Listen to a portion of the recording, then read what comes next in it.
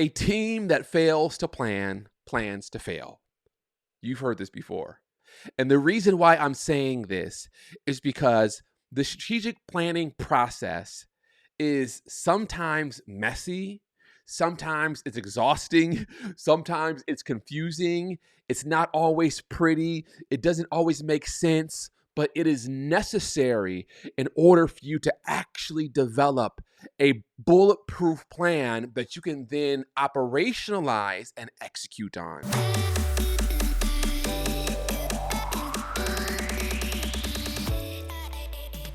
I want to welcome you to another episode of the Vision Clarity Leadership Podcast. My name is Seth Yolorda, and I will be your leadership coach for the next 15 minutes or so. My goal is to help you become a high-performance leader who leads a high-performance team to make a big difference in this world. And so with this podcast, we are on a mission to help every person see themselves as a leader and to equip every leader to lead their teams with a clear, compelling vision. And so I want to thank you so much for taking the time just to come alongside of me and to journey with me for the next few moments. Each week, we provide free tools and resources so that you can expand your leadership capacity so that you can lead with a big, bold, and courageous vision that will inspire your team and change the world. And I only ask that if you find this content valuable, I'll be so honored if you would write a review or rate the content wherever you consume it, and please subscribe. I'm always shooting for a 5-star review, and it would also mean so much to me if you would share this content with your family, your friends, your colleagues, your team, everybody you know. I would love for them to be able to also consume this content so they can grow as a leader themselves. Now, in today's episode, I want to deal with something that really should be on every single one of our minds. You know, we're just coming through the holiday season. Thanksgiving just happened. We're headed into December, into Christmas. And then we're starting a new year. And about this time, if not sooner, every year, every leader should be thinking about, what is our goal? What is our plan? What are we trying to achieve in this next year?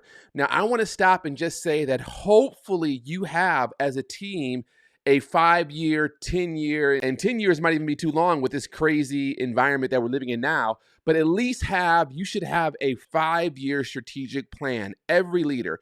And so really, when one year rolls into the next, we kind of already know where we're going because we already have a 5-year plan. But in the event that you don't have a 5-year plan, maybe you are a new leader, maybe you're stepping into a new role, maybe you inherit a team or you're working now in an organization where they didn't have a lot of clarity around their plan. They didn't know what exactly they were going to be doing. And so you're stepping into this new year saying, hey, we need to figure out what we're going to be working on in 2023. Well, this is the episode for you because I want to walk you through just a few tools that you can use that will really help you get clarity and get consensus around what your plan should be for this next year. Now, the first thing I want to say is that when you start this process, do not start this process alone. Let me just have a pregnant pause there for a moment. Do not start the strategic planning, visioning process alone. It should be from start to finish a shared endeavor.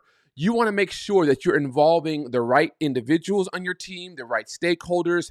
You're getting the right directors and your reports who are critical to actually accomplishing the plan. You want to make sure that they have a seat at the table. You don't want to create a plan that you just came up with in your office alone by yourself. No, you want to be able to enlist and enroll the feedback of your team, of your direct reports, the people who you report to. You want to make sure that you are involving as many people as necessary in this process. Now, that doesn't mean that you make this a company-wide process and you have, a strategic planning session with, 100 people in there. No, that's clearly too large. What I'm suggesting is that you at least need your core team who are responsible for all of the areas of your department. They need to be a part of this conversation. Now, you might not always get along with your core team, and you might be like, man, it would just be a lot easier if I did it myself. Do not take the bait. because I want to warn you that if you don't involve the right people in this process, even though you might actually produce a solid strategic plan, a solid set of goals that you can accomplish this next year, your team won't buy into it. You have to give them an opportunity to weigh in. You've heard this before. If you want them to buy in, you have to give them an opportunity to weigh in. And so you want to make sure that you have the right people. Now, once you know that you have the right people who are going to be a part of this planning session, you want to set aside a 2, maybe 3 day, whether it's an offsite or an onsite, you want to set aside a good chunk of time for you all to do the work. Now, if it's just you and your direct reports and there's a small team and this is something that you can get done in an 8-hour session, or maybe something you can break up over a couple of weeks where you have 4 or 5 hours at a time when you're working on it, that's fine. But I want to encourage you that in addition to having the right people involved in the conversation, you also have to set aside the right amount of time. I've worked with too many teams who try to fast track this planning session. They feel like there are bigger fish to fry, that this conversation isn't really that important. And so they try to cram the entire year, or even worst case scenario, the entire 5-year plan into a 2-hour meeting. And that's just not good practice. You are not going to be able to produce a solid plan in 2 hours. I don't care how brilliant or how ingenious the people around the table are. You need to set aside time.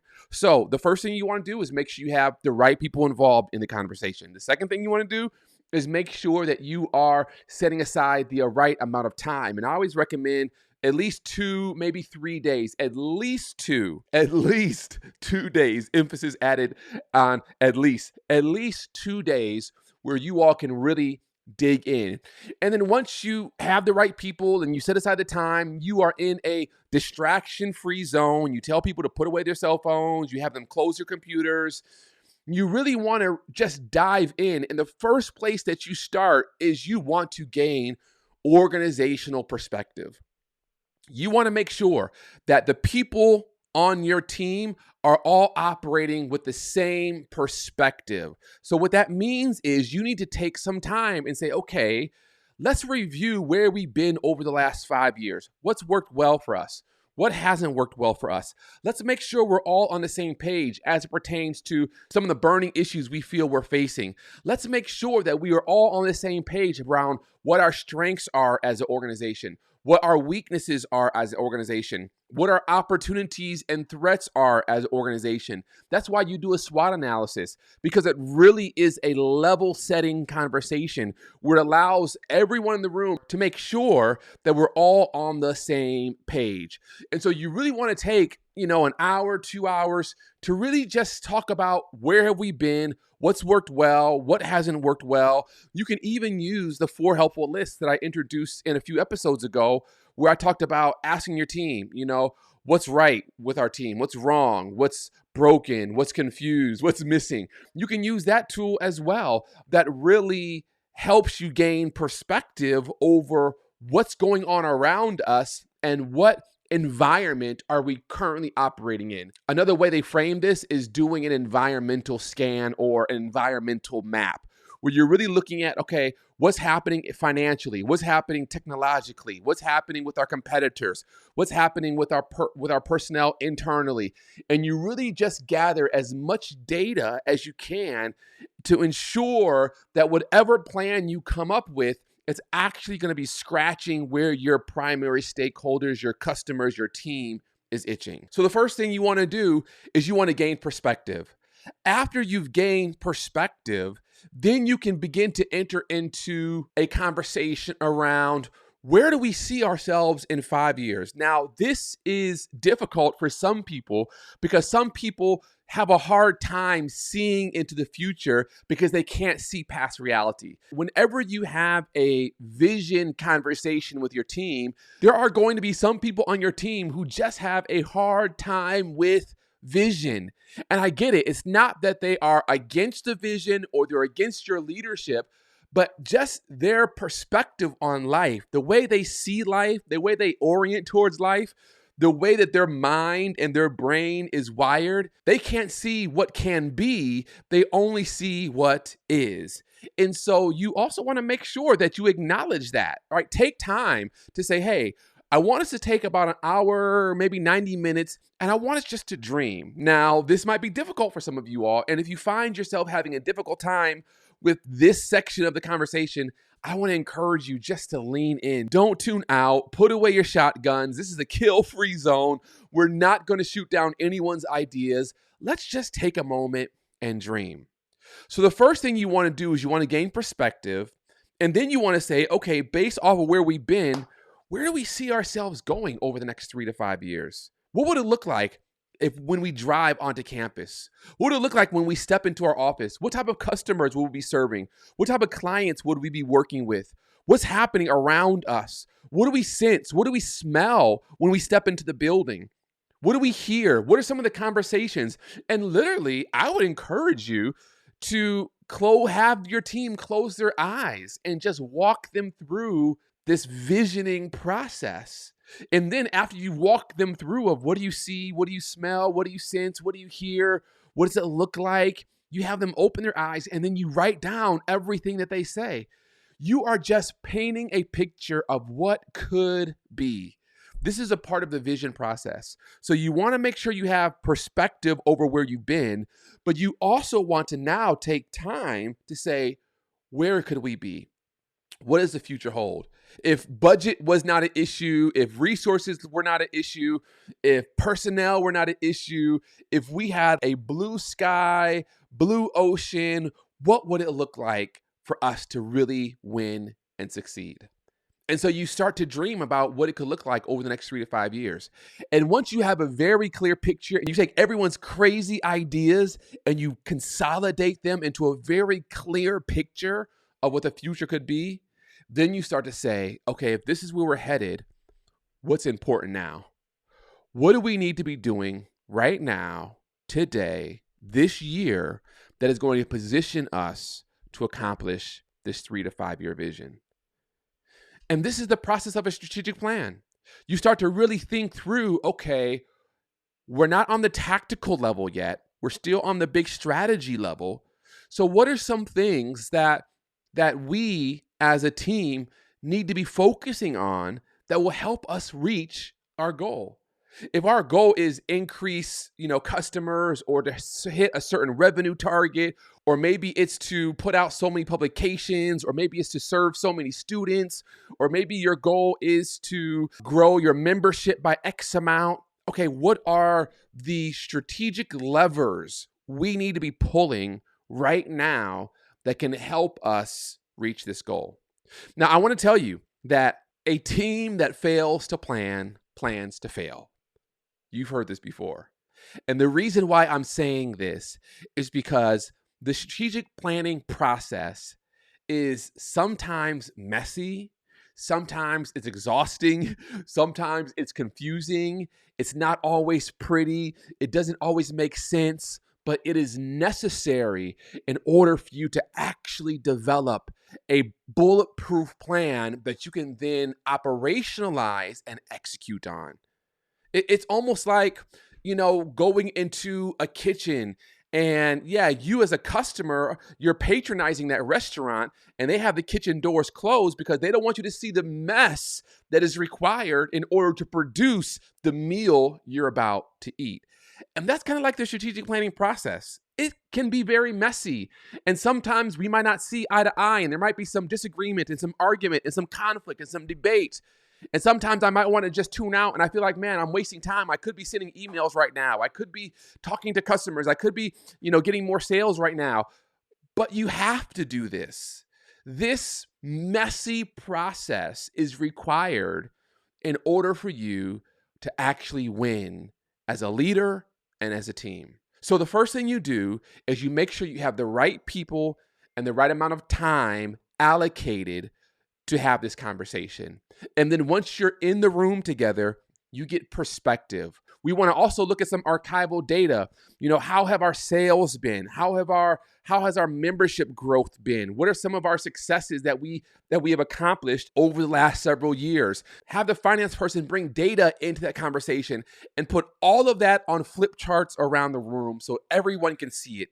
And then when you have this clear sense of this is where we are, then you want to move to, okay, this is where we're going. Let's dream together. What does it look like? What does it feel like? What does it sense like? Where could we go?